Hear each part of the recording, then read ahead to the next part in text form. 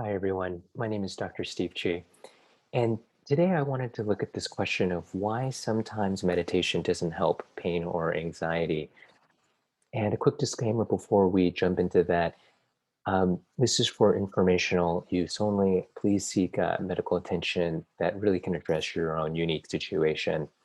So, as a physician who specializes in pain and stress conditions and really addressing them from natural, non pharmacologic methods, I've seen this happen a lot. People who have meditation practices, and for whatever reason, some one day their practice is not helping their pain or their anxiety.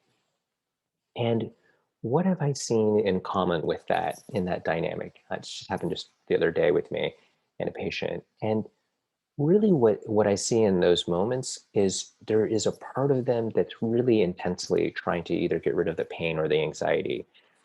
And with my training in something called internal family systems, we know what can happen is that there's like a part of us that come in and it's really set, like, and it's not, things aren't responding the way that they expect. And it's like they get nervous or agitated or frustrated that it isn't working the way that it normally does. And then there can be this like part of them that really has got a very clear agenda, like I want this to change or to go away, which is completely understandable. Of course, no one likes pain. Um, but if the metaphor that I use with people is kind of like this, if you're dealing with somebody and all of a sudden they're coming towards you, and it's really clear that they've got an agenda. They want something from you. They're trying to change you. They're trying to fix you, even if it's something that's even quote unquote trying to help you. But there's a clear agenda to it. You're going to contract and you're going to withdraw. And internally, that same kind of process can happen. So we can have parts of us that are, even if they're really trying to help, another part of us is just responds like, no, I don't want it. And so really, what I tell people is, and this is in what we can explore with my patient, what we explore with my patients is often, this question of, how are you feeling towards this part of you? How are you feeling towards the pain or this part of you that's frustrated?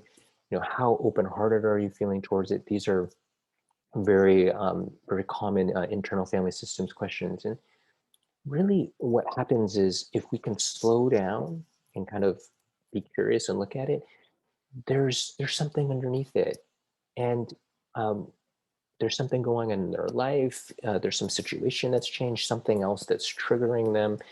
Um, and if and we know, from science that emotional pain, the circuits in our brain overlap partially with physical pain, the circuits in our brain. So that could be a part of it.